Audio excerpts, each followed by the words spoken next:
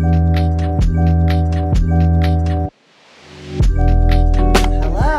Good morning. Good morning. Hey. I am allergy full today. You Well, not as much as 3 days ago. I'm definitely better, but I feel like have a different voice today. I do. Yes, but you're better than you have been. Allergies. I feel like it took us a long time to figure out that it was allergies. Do you remember when we'd be like, what's wrong with me? Like, what? I just feel so sleepy. And Well, it's like allergies, congested. cold, or COVID. I don't know. Which one? Yeah. What could it be? I know. But luckily the kids don't have the allergies, because when they have the allergies, Seriously. it's just sad. Oh, I think Taylor's allergic to dogs. Oh my God, yes. Might be allergic to Daisy. We had a visitor, though, was it yesterday? Oh my Yeah. God, that was only yesterday. Where he brought his dog, and sweetest dog in the world. Oh. Just, she was just lovely and big and white, and she shedded a little bit. Not too, like, for a big dog, it was really not bad. Yeah. But Taylor put his face all in Like, there and, like, smushed got on his the floor face with in her. there. And then he went to school, like, totally congested. He was so cranky. He was. But what we have to talk about is the nighttime crankiness. Oh my gosh, the other night was so funny. And when we were describing it to our friend Kit, who was here, and like, shout out to Kit, great house guest. It was so fun to have him. So fun. And we were explaining to Kit like what it's like to put to bed a tired boy who is turning 11. And Taylor, we call it drunk friend. Drunk friend.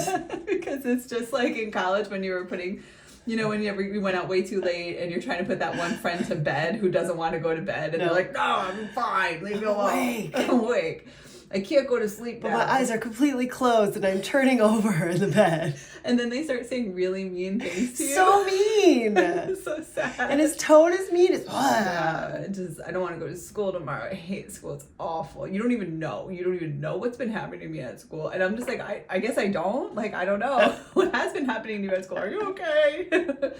And then really, it's just drunk friend. Like, he just needs to go to sleep because like the anger is just coming out, and it's also like very illogical. Like, that's when you realize you're like, this isn't making any sense. Time to go to bed. I don't even know what conversation we had, but like you guys had a conversation and then I came in to like sing his songs because it was my turn to put him in bed, and like you were with Evelyn, and I'm like, Taylor, are you okay? He's like, I'm fine. And then I was just like, okay, do you want me to sing your songs? I don't know. And then so I start singing, and then all of a sudden he starts snoring, and I was like, oh my God, he's out. He's out. And like I didn't even finish. Like, I was like, I'm going to go to bed. Come on.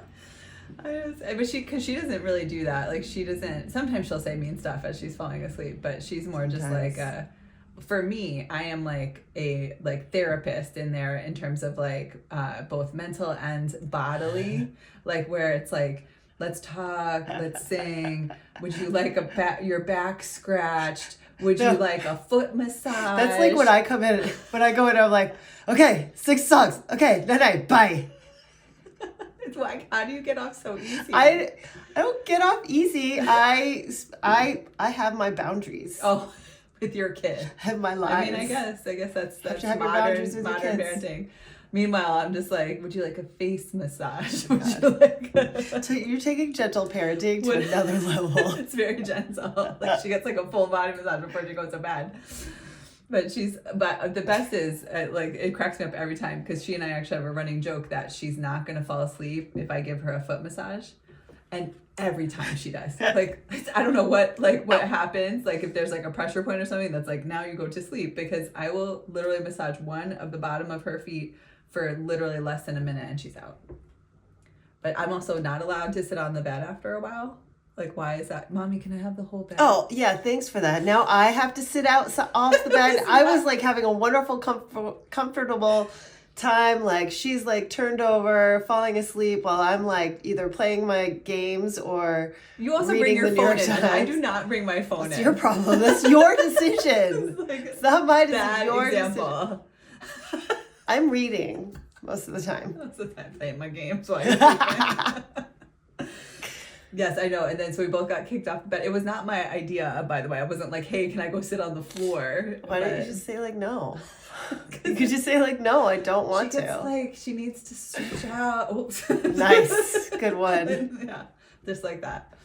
So yeah, that's the need to stretch in her little twin bed. Oh my God, they're both gonna need. She's too big. By the way, like I feel like Taylor's gonna need a double bed or a queen size bed soon because like he's gonna fall off the bed. I'm so like, big. Oh my God, he's huge. He is so big, and he gets like close to the edge sometimes. Where like I'll just go in and kind of like push him back on because I'm worried about him. No. Yeah. We should really think about it. Well, we'll see. Just, these are bridges we have to cross when we get to them. Massive. Oh my God, it was nice to have Kit, who also, FYI, he's a college friend. So he's like, what, 6'1", he said? So now we're getting like a picture of like what a 6'1" dude would be in this tiny house. It's like too much. It's too much. And plus he had a large dog. So I was just like, oh my God. Yeah, we're gonna, I don't know. We'll figure something out. We'll see. I don't know. Maybe Taylor will like it. He'll feel like cozy, but maybe we'll just do that trick where we raise the roof, like Chip and Joanna. Yeah, but that costs too much money. Like, it's a lot of money. To put that much more money into this house doesn't make sense. We'll never get our money back. You sound like me, but I'm also like Taylor's gonna be way too tall because the ceilings in this house are what, 8 feet, right? So it's just he's gonna be like skimming the top. Oh my God, he's gonna hit his head on the doorway. I wanted to like make like rounded off arches too, like which gives him less chances of hitting his head. Yeah. More chances of hitting his head. Lower those door frames. We're not lowering it. We're just rounding off the edges, yes. giving it a little personality. Okay. The worst. I just want to go on record that I'm wearing the shirt that the kids gave me today. Oh my God. Is that your normal decision? Like while I like coast resort tropical. So kid gifts are the greatest gifts. Oh, but we also, just to back up, we have this like we're creating these traditions where like for Christmas or birthday or like Mother's Day. Yeah. Like I guess Christmas we would split up the kids and like we'd buy gifts for each other. Yeah, we go to the mall at Christmas. That is really fun. Yeah, that was well, mostly. Was it fun? Taylor's hard because he doesn't actually like shopping. Doesn't like the mall or shopping, so yeah, you're kind of out. But Taylor was with me this Christmas, and we went. Yeah. Oh my God! And we went to Hot Topic. Oh my God, Hot Topic. We walked in Hot Topic, and I was like, oh, I remember. Do you remember the store or like Spencer's? Have you been there recently? No. Oh, it's like eye-opening and shocking all at once. Is it all curse words? It's all curse words. Like what like used to be like in the corner, like down farther on the wall. It's right there. And there's like sexual innuendos that they're not really innuendos. They're more just like statements. And there's like words that I'm like, wow, we're just putting that word on a hat. Like, okay. So Hot Topic because they're has just words. I guess, but I'm just like, I got my prissiness was like coming out because I was like, stop looking, Pollyanna. Taylor. You're Pollyanna. Just like I normally am like explaining concepts and I don't worry about because our kids they function in the world and there's YouTube and the internet and whatever. But it's like, this was it was just a lot because it was like from every angle there was something inappropriate. All right, so back to the shirt. So we go shopping for Mother's Day. This year, for Mother's Day, we decided to let the kids go shopping but we also stacked the deck in our favor by sending them shopping inside of Old Navy. Just making it easy. Like a store that we wanted because we're like, we need some clothes for summer anyway. Just like basic clothes. So we kind of almost tricked them into buying us some new summer wardrobe wear. But although then it sort of backfired because the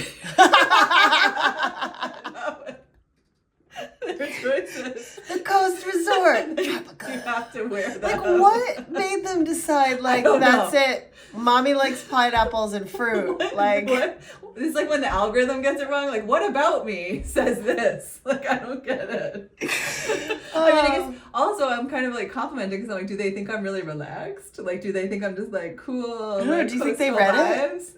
I don't think so. I think there's a lot where it's always I didn't even see where it's always tropical. That makes much more sense. Not just tropical. Where it's always tropical. She didn't see that. Evelyn picked this out and she saw pink and purple. And definitely. And orange sure. and was like, that looks great. Yeah, I'm just surprised by the color that they picked for me, light blue. Although okay. I told Taylor, so I had to give Taylor direction to your point about the shopping. So they were supposed to go off on their own and Taylor was supposed to get a shirt for you and Evelyn was going to get a shirt for me. Is that how we did it?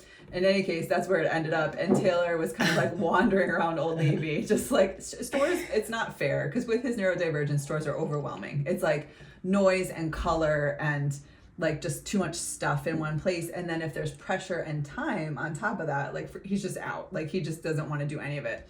So I said to him, I was like, Mama likes shirts.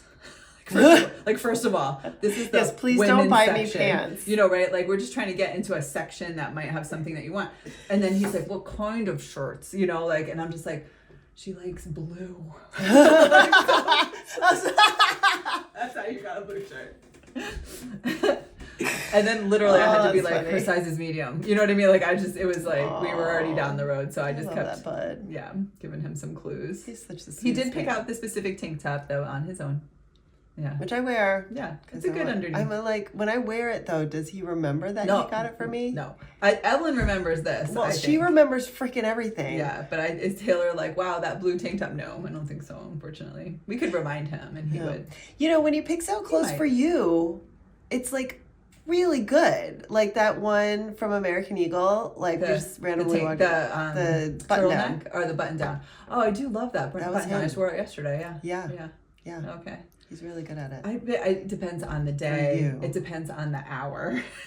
It'd be fine. No, I have this light blue tank top that I just wear on a whim because I have no other clothes to wear.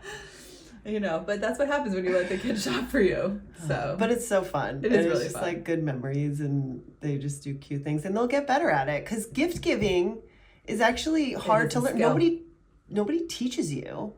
You have to practice. How did you get so good at it? You're very good at it. I feel like I'm only now becoming good at it because I've learned from you over 20 years.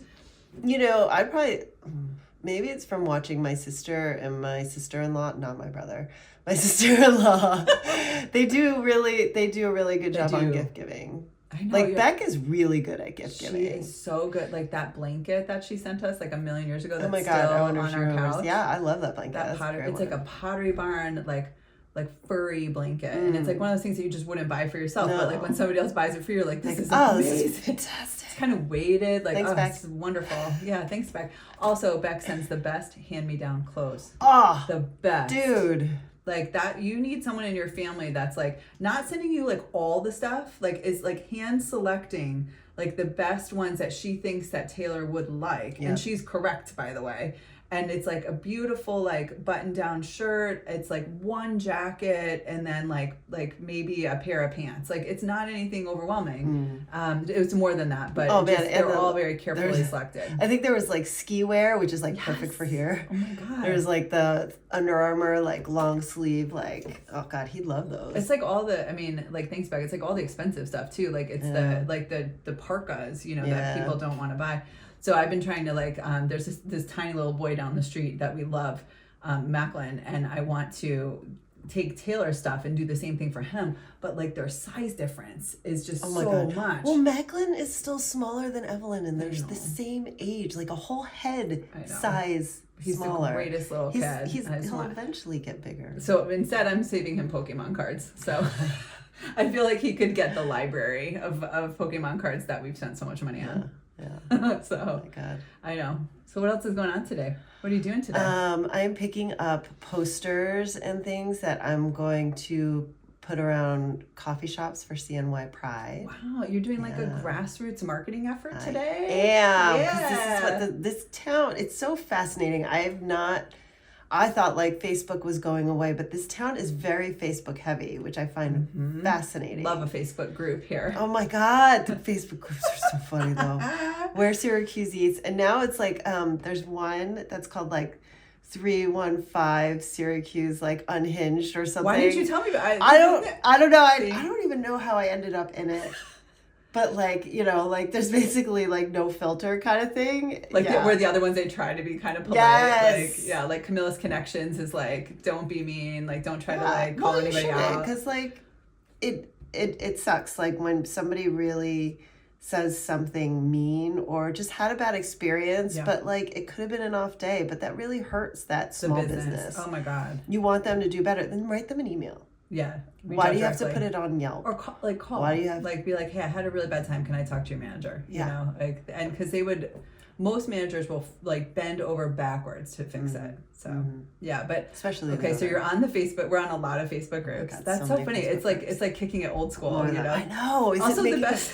I love that you don't know how you ended up in the Facebook. I don't even know. That's the best I thing think about them. I clicked on it at some point and I started following it because I was like, oh, this will be funny. Do you remember And when now people it's used to just, invite sad. you to groups and then all of a sudden you'd be in one and you'd be like, why am I here? Yeah. Yeah. I'm still on the Boss Ladies PDX group. That's a good one. That was a good Facebook. Like some of them are really productive. Like they actually do the things that like, you know, like recommending things and connecting people. But like Camille's Connections is good for that. Like I like when somebody posts like, I need a pediatrician or something like really big in general. Oh my God, I and comment. then there's a million comments. I comment because Yeah. I want people to know. But like then it's hard. It's like, which comments do you trust? Like, who are you? I don't know that person. Like, I don't know your life. Yeah. And some people just come off totally bonkers on these groups no matter what they do. So you're just kind of like, okay, we got to like filter out the noise. Okay, so there's Facebook groups, and then there's like grassroots putting up posters. Yeah, Is that like like straight up coffee shops. Yeah. Like I'm gonna split it up with another friend and just go do put it out there. Yeah, because also we're also kind of seeing the limitations of Facebook for advertising something like CNY Pride. It's just not the way that we want it to be right now. Yeah, in like Facebook interest groups, you can't choose LGBTQ anymore. Well, and they took that off in 2022. I know. So that was not even like based on like the state of the world today. It's that, so they took it off because they took off all the religious affiliations as well at the same time. So they took off like anything that was kind of like incendiary, like that got people fired up in like kind of different ways. But then, so you kind of like end up kind of like throwing the whole thing out. And then now, though, they put some of the religious affiliations back in. And so, but LGBTQ is not back in, obviously. No. But I just think also we can't rely on Mr. Zuckerberg for our advertising future for things like this. So I love that this was my idea, by the way, because you know I need to like mention that. But let's do physical posters and go put them in queer owned and also ally businesses. So, but now you have to go do it. So you're welcome. Thanks.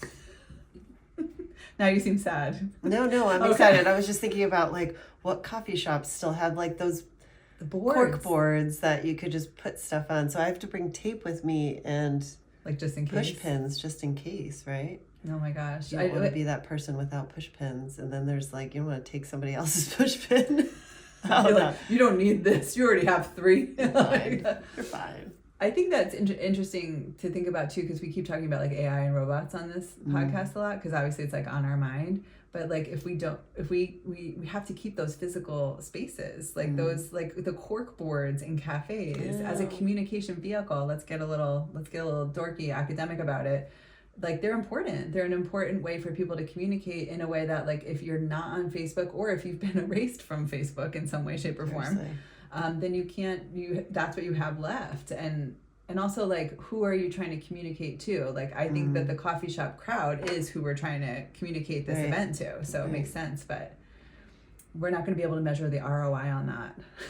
We're not going to be able to do data analysis. Exactly. I hate all the data. Like, I know that it's like you have to have the data, right? Like, which I still do. I collect all the data, but at the same time, it's like, you still want to have some heart in things. Yeah, like that feeling. Yeah. I know. We're so Gen X right now. We're just like, you need to be able to feel it, man. Get like analog. Analog. Of course, you put like a word. That's a real word. I know it's a real word, but like nobody uses it every day. In my world, they do. In your my world. algorithm. I mean, my world is like me, myself, and I over here. So it's like this dining room me table. not using it to myself. It's analog versus digital. That's like, come on. It's like salad and dressing. Terrible. I know, I miss having brainstorms. Like, that was like the best part. You are a good brainstormer. I miss all those brainstorms. Tell the people your brainstorm ratio, though. I was 1 out of 5 good ideas, which I feel really good about. Sometimes you get 0. 1 out of 5. Although by the end, right before COVID, I had 3 out of 5. They put me at 3 out of 5, which I felt really good about. Yeah. But you got to put the bad ideas out there. Otherwise, you don't get the good ideas. I know. And I think that that's like a real slippery slope right now in like corporate life, is that everyone's like, let's have a brainstorm, and then you get into a brainstorm, and then like nobody wants to actually put their ideas out because everybody's worried and afraid, you know? I remember at Food Network, I didn't want to say anything. I'm like, I could only say good ideas, and I would just sit there quiet with my hamster going really, really fast. I have no ideas. Just staring at the table, like, And like come that, on. and what was I?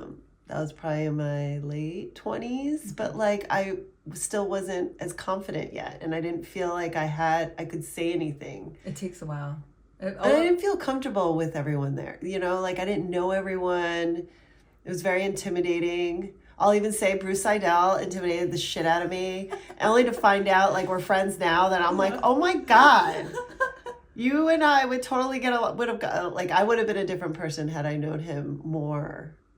Yeah, but Bruce was like being executive Bruce, like, which is different than Gunkle Bruce. But like,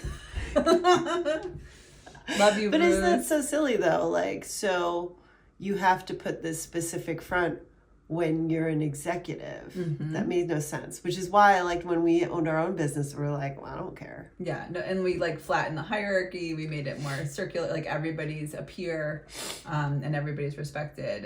I remember being so young and being in those meetings, and because like I landed at Food Network when I was 21. Like right out of school, right? And I remember being like, oh no, like these meetings, they're speaking a different language because they were also using all the corporate words, like the jargony type, like ROI, like, and I was just like, low hanging fruit, circle back, you know? And I was just like, I don't want to circle back. Like, I just want to do the work, like right now in this meeting. Like, what is this for? Why can't we make this decision right now? And I didn't understand the politics that, like, no decisions get made in meetings. Oh my God. Ever. Why? In boardrooms. We don't want to commit in person, right? We want to talk about stuff. And then everyone's going to go back to their respective little, like, fiefdoms and then work it out. And have side conversations. Yeah, behind the scenes. And then someone will eventually send an email that has, like, the consensus of everybody. It's like politics. It's like politics. And so when you're 21 years old and you're just coming out of communication school and you're like, I'm ready to communicate, and then there's like no communication, or the communication's weird, you don't know what to do. And like a lot of times I talk to the students about that now, and I'm just like, just put your ideas out. Like, promise your idea. It's not going to be stupid. Most people are going to be thinking the same thing as you and wishing they said it. Yeah. And ask the same thing for questions. Just ask the question, because most people are thinking the same thing. Yeah. And I started doing it because you know me, right? I cannot keep my mouth shut for very long, right? So I was like this young, like blink deer in the headlights for like, I would say about like 2 or 3 months. Like I definitely like tried to know my place. There was certainly like a hierarchy, and I understood that. But my boss was also very forthcoming. Like she would talk, she would throw out wild ideas in meetings. So I kind of like learned from her example, and like it was great for me because I started talking in meetings much earlier because of her than I would have otherwise. And also I will say that I became the daughter of Food Network very quickly, and everybody supported me. Like I had bosses across the board that said like, come with your ideas. We like them. We want more of them. Put that plan together, put a budget together, see what it looks like. So if you have a supportive environment, then all of a sudden you can be 23 and be throwing out crazy ideas. Like I was throwing out ideas for these events that were like hundreds of thousands of dollars, and they would let me go do them. That's crazy. So that I just think that you have to try it out and see. And if the office isn't supportive, then obviously you adjust. But if it is, or if there's because I could sense a door opening and I was ready to walk right through it, you know, you can be really successful. And so it's just, but you're never going to know unless you try. It's also right time, right place too, right? Because like that was right when Food Network just started. It hadn't been bought by a larger company yet. Yep. It was small, and like when you're a small startup, like you can do so many different things. You get to wear so many different hats, and you can do so many ideas. Once you start getting larger, that's when it starts to get harder, and there's more red tape, and it's got to be approved, and then it's got to go by 5 departments and the president before you can say yes. Yeah, it gets like not as fun in a way, like as when it gets bigger, you know, like because when we didn't have any money at Food Network, it was like fun to be scrappy. Yeah. And be like, okay, we only have $20,000, which I know sounds like a lot of money, but in corporate that goes really fast. Like you spend $10,000 on your videographer, you know. One dinner, yeah. And so like how could we make it like really scrappy and small? And we would end up doing these like almost like undergroundy kind of vibe events, like where we would do like dinners that we buy out a restaurant or we buy out like a rooftop somewhere, and we can do that for $20,000 and get people media there and stuff like that. But it was just really fun to like, you had no choice but to think out of the box. And I guess that's where my philosophy now is like, what box? Like, I don't want to be in a box anyway, right? Yeah. So let's just go so far out of the box that there is no box. And students seem to like that. But that's how I operate. I just have never, like, if you give me a parameter, I'm probably going to work outside of it. Like, that's just how I go. You also have like really good instincts though. Like even if you don't know if it's the right decision, your decision is a confident one, which you always bring, and we just do it. Yeah. And then just see what happens. But like, it usually is like a good idea, and we just go that route. I think because like also I've learned about myself as I've kind of like worked through the last couple of years is I'm a talk to do. Like as I talk something through, that's how I think it through. And then I have to go do it. Otherwise I just won't know. Like there's no way for me to understand something unless I'm actually doing it. So like I throw myself into situations where I don't really know how to do things. And then I just figure it out on the job, which is like most of work, right? Which is like what everyone is doing. Right. And so that's how you come up with the most newest thing, right? Like just by brainstorming and just doing it and then tweaking as you go and fixing and learning constantly. And I think both of us, like, we love to learn, right? So like remember when we had the agency and they were like, do you do social media? And we're like, yeah, we do social media. And then we were like, how do you do social media on behalf of a brand? Like, because it was like 2010 and people were still catching up on like, by the way, you have to have social media content like every day. Oh my God. And then we did that and we did it and we were like good enough at it. Like our team hated it though. Do you remember how much they hated it? Nobody likes to do it. Like it was so tedious to be like, what do you want to post today? Oh, let me put it into a spreadsheet. Oh, let me put it into a post. But that's when it started to get bad. When you start scheduling so much, it's not as it's no longer instant, right? Right. Like it was always authentic, and it was always better. Like you can schedule the holiday posts for a restaurant, right? Like there's specific ones that you already know is coming. But like, how do you get the stuff in between, the like fun ideas that random come about? Yeah. Right. Like right off the top of your head. And that only happens inside the restaurant, and it has to happen internal. Yeah. For any brand. I know. And like I follow on TikTok, I follow one of Gary Vee's one of the big thinkers on social media, has been for a while. And he's just like, organic social media is like the basis of everything else you're going to do. Like, cause you still have to have like the authentic stuff that comes from you. Yeah. You can advertise on top of that. You can create campaigns and all that stuff. And people can tell. Yeah. That's what he says is like, he's like, I would rather that you get on social media and like videotape yourself and say like, hi, I'm Carrie. Like, this is what I do a podcast called Live with Carrie and Janny, and it's like really fun, like the end. Like that would be more successful than like some, like planned, staged post that's scheduled that people view as inauthentic. So yeah, I know. But also it's hard for us because do you remember like we came up during Instagram where everything was curated and perfect and we were like editing the crap out of every photo. And so now to like let go is like a whole nother mindset. And this is how much social media dominates our lives, that these are things that we think about on a regular basis. Well, I feel like TikTok has changed that a lot too, because like now it's just like, just put your stuff up. Put your face out there, although now I'm just like, oh my God, my face is out there a lot. Yeah. Put your face out there for AI scanning and facial recognition software. It's gonna be great. Robots. There it goes. Robots back in the conversation. I know, it always comes back to robots, right? But that's where we are. I mean, it does. I think about it all the time. Do you think one day we're gonna be doing this podcast? Because obviously we're gonna do this forever. Maybe not. I don't know. We'll see. But like, we'll have like a robot with us. I know. Maybe we'll have like a cute little Wall-E here or something. Or my God. I'm picturing like a full-on like robot right next to me. Like I was picturing that too, but that's terrifying. So I was like, maybe a cute little Wall-E, just like this big, like just a little, like a little plant. That's all I need. Like a little bigger than a Roomba. I don't want a lot. Step on it. I know, right? I know, but I think that the social media, what's interesting now is that I follow a lot of the research that like, so everyone's been doing like social media research and now there's AI research on top of the social media research. And like, it's just like, everything's getting blown up. Like so what is social media going to look like if AI is writing it and AI is posting it and all that kind of stuff too?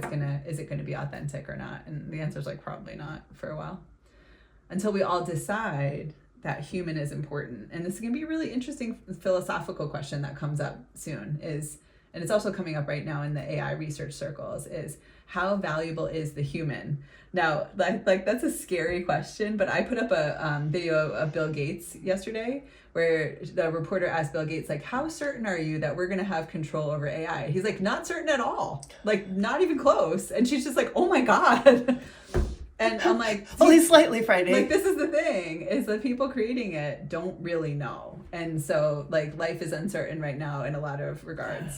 But also, why not just like write some books and create some cool content and live your life? Art. Go to a Syracuse Mets game with your kids, like we did last night. Went to a baseball game. For CNY Pride. It was fun. It was fun. It was fun to have an entire baseball field in rainbows, first of all. I know, that was nice. And just to kind of have that moment of like, I was saying to you last night, that there was a moment that I stood in the stadium and I realized that, like, while sometimes it feels like everybody hates you and like the world is against you, you know, especially right now as LGBTQ, there's also this like deeper love for America that comes out. Like the harder it is, the more I love this country, which is just like a complete, like, why? How does that even happen? But it's like, I'm not going to let you not, like, I'm not going to allow you to take away my love for the country. Like, it's too important to me. And watching our kids sing the national anthem, like, it brought a little tear to my eye. I was just like, wow, we have indoctrinated them into, like, nationalism. That's, I guess, but also, like, they love it. And you should love your country because it's kind of all we got right now, you know? And watching all the lovely queer people around me, like, make their decisions on how they were going to celebrate America in that moment, I was like, you know what? This is what it's all about. I don't know. I'm just like, I'm nice to everyone until you're mean to me, and then I'm like, you're out. You're dead to me. It's like, that's a real Scorpio perspective. I mean, well, like, because I'm not going to assume that it doesn't matter. I mean, it matters, but at the same time, I'm not going to change everyone's mind, right? So, although I have in the past of some Republicans of what lesbians are like. What are we like? I don't know, but we changed his mind. We did. And he told us that right before we left. And I forget, I was like a Thanksgiving, and Jim comes and holds my arm and is like, I just want you to know, like, you've changed my mind. I'm like, on what? It's like we didn't know his mind needed to be changed. I know. He was very nice to us. We had no idea. Always nice to us. We like spent Thanksgiving with them like a couple times.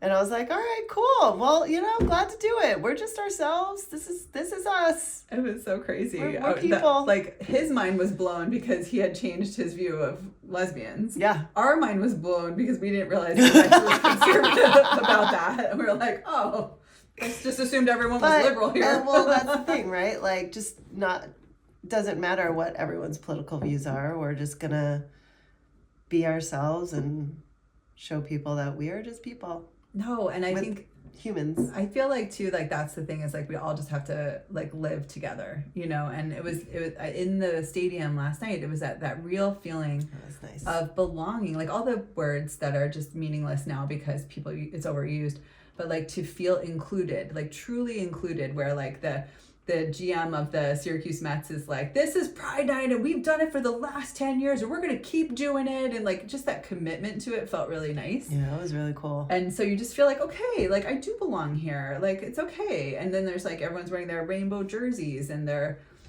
Evelyn's getting feminist AF pins. And then we have to explain what AF means. Oh my God, can we talk about that? So there's this video that the New Yorker posted. I don't even know who the original creator was. So that comedian is very funny. He's very funny. And so he basically, like, it's the daughter who's like, what's the F word? And says it, the actual F word.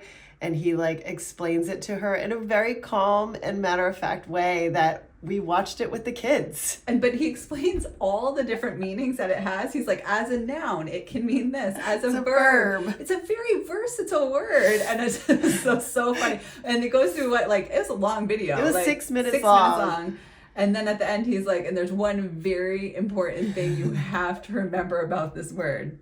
you can never say it. So good. I was like, yes, that's exactly right. Like, what are we doing with swear words? I Like, don't know. what is even the I point don't of know. this whole exercise? It's so dumb, but you do it, I do it, we all do it. I know, and I do it, but so we don't swear around the kids. No. And the kids are just always like, what, wow, like when a swear happens, it's like a very exciting moment. You know, there's, a swear. Right. Like if they hear it on TV or in their YouTube or whatever.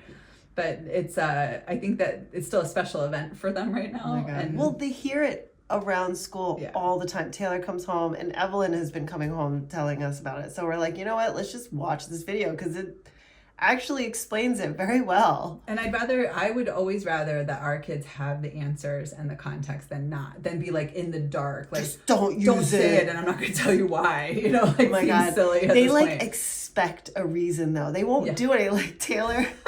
So Taylor has to take these tests he had to take the test. They retested him to see if he still needed IEP, and he didn't do well on certain things. And we were talking about it with his teachers, and I'm like, he didn't do well on that because there's no reason. He doesn't care how many apples Sally has. Like, what is the point of knowing how many apples Sally has? Nobody likes word problems. That's why. Yeah. I remember not doing well on word problems too. I'm just like, what is the point? Like, who cares? I don't care how fast that train's going. I didn't understand that. It was like it literally cannot hold my attention. Yeah. Like, talk about like ADHD. Like, I'm like, I will read the first line and be like, over here. Like, I do not want to do that. But so and he's learning the strategies of how to pick out the numbers and how to, oh my God, yeah. But I feel like I blew the psychologist's mind though, because they were saying like what he wants to do is go straight to the numbers and like create an equation. And I was like, okay, well, what if we tried this like next time? What if he put all the numbers and he wrote them down in a list on the side? So he's done that task that he's so focused on, and then read the problem again. Yeah. Because what they're trying to do is like, with all the kids, read it 3 times. I'm like, who the fuck is going to read this? They're not going to read it. See? There's See? the good. Because we talked about the F word. Who's going to, like, read it 3 times? It's a lot. I would never. Like, you couldn't pay me $20 and I wouldn't read it 3 times. And when they say check your work, I never checked it. Maybe. Like, I might get halfway through. I have to read it a 4th time? No, thank you. Like, it just, like, these are, yes, they're the right things to do. Yes, they would be helpful, but no one's going to do them. And so it's really interesting when we talk to the teachers, especially now that we're educators.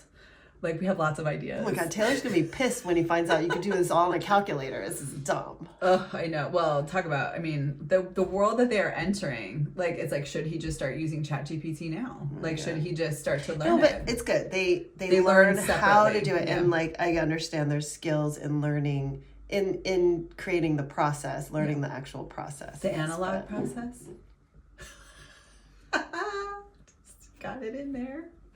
It was right in front of me. Oh. But yeah, I think that we were talking about something before the school. I can't remember what it was about the kids. Oh, we were talking about the F word. Yeah. Okay. So this idea that kids are not swearing, even in 1st grade, even if you think that they're like little angels, they're probably even more so saying it at school. Yeah, they're the ones telling our kids the swear on they're just not the getting playground. caught. Yeah, and so like literally, like Evelyn will come home and be like, "So and so said the F word today. What does it mean? Like, why would they say that? I can't believe And I'm just like, really? Like, okay, well, let's talk about it. And like, we talk about what it is, what it means, why you don't say it. But then it's like another word comes home the next day. And like, we have to tell them that the S word basically means poop, which they thought was so funny. It's like so silly. But then you realize that these words, we keep trying to impress to them, like these words don't really mean anything. No. Like they mean something when you say them, and they're viewed as disrespectful when you say it, especially when you're a kid. Like don't push it, but like understand what they are, and like and kind of like take that power away from them. It's just so silly. I don't know, but like talk about hormones. I'm waiting for Evelyn to all of a sudden just say all of them at random when she just loses it from. Like in a movie, like one of those big lines, just like a Happy Gilmore moment. I don't know. I feel like it's gonna happen. Yeah. Taylor, on the other hand, like when he gets upset, like sometimes he says like fudge or like but it's the act of saying it. So it's like this is all dumb. Like what are we doing? This is dumb. Yeah. Well, I'd rather like them just know, like watching that video was very funny because they were just like, he's saying it. Taylor counted how many times. Oh my God, he said was so focused on him actually saying it than actually listening to what he was saying. But it's like, I'd rather them know why rather than, because then it's like, they can be the kid on the playground that's like, so what? You know, rather than like, oh my God, I'm going to say it too. You know? They're like, oh, good for you. Yeah, exactly. Like boring, you know? Yeah. So, yeah. What are you doing today? What am I doing? Oh, you know, I'm writing, you know. You don't want to go on like a drive around a coffee shop tour? I have this, when I get into a chapter of this book and I'm like halfway through it, it's like a puzzle that needs to be completed in my brain. And it's like halfway completed right now. And you know what that means, that it's like constantly just like spinning around in there being like, come solve me, please. So I've got to do that. I have this chapter about, you know, just feminist research, just the usual that I'm trying to unwind. It's almost like, I don't know if this is the same way for other writers, but I feel like there was this quote by Jordan Peele. He's the one that writes all the scary movies, right? Mm-hmm. Like Get Out and all that stuff. So he says that when he starts writing, he views it as just pushing sand around. Like you're just pushing piles of sand in different directions and just getting them into like the sandbox. So that later you can build sandcastles, but like you can't build the sandcastles from the get-go. What a metaphor. Right. But it stuck with me because when you're there and you're sitting and you're just like, what am I going to do? You just are like, okay, just push the sand. Like just put something on the page to start to figure it out. So I pushed the sand, Janny, stay with me. And like, I'm almost to the sandcastles. So that's because that's like the fun part. It's kind of like this is why I print out so many pages and like waste so much paper. Is that I'm trying to, then I'll put them on the other side. You know, I reuse. It's okay. You reuse the best you can. I put them all down and then I start to see where the puzzle pieces are going to go. And then like, almost like magic, it's like this crazy process. They start to almost like light up for me. Like this like, needs to go. Ew, is that like one of the, you know, like how they see in the movie? Yeah. That's me. Just is brilliant over here. It's kind of like that. It doesn't really like light up exactly. But I start to see where the pieces need to go and which ones need to go together.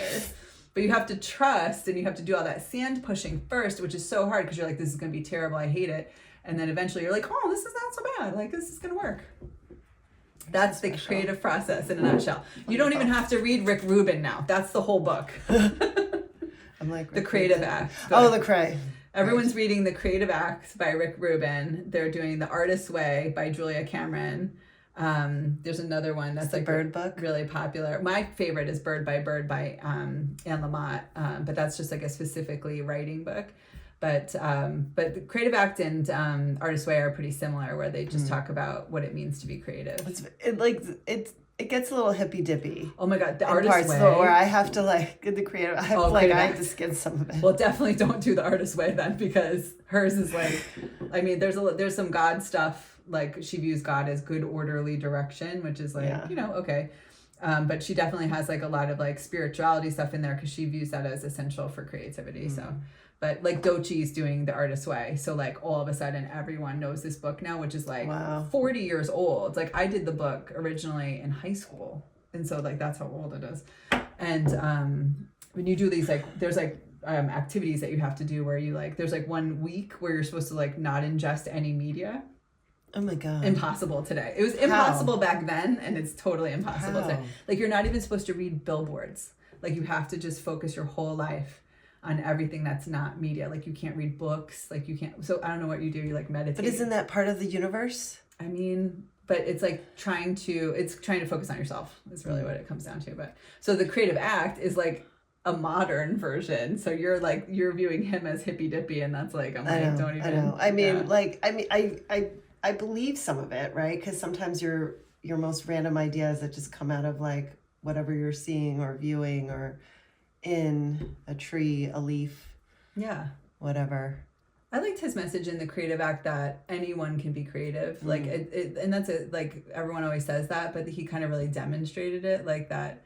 It's not. He had this great thesis that it's not for anyone but you. So if you view your art as like a journal entry for yourself, and then if you really, feel good about it, then you put it out in the world. But it almost doesn't matter to you if people like it or not. Like that took me a long time to understand. Once I read that book and I started painting more. because I started realizing that I just don't care if people like it or not. I like it, and that's all that matters. I like it. Yeah. Well, and your opinion matters greatly to me. So. Thank you. Yes. You better say that. All right, I gotta go do stuff. Oh, you're wrapping up. I know. Wrapping up. I felt it 5 minutes ago. I mean, and then I kept talking because we share our brain sometimes. Yes. Well, you have a great day. You too. Bye. Bye. Bye.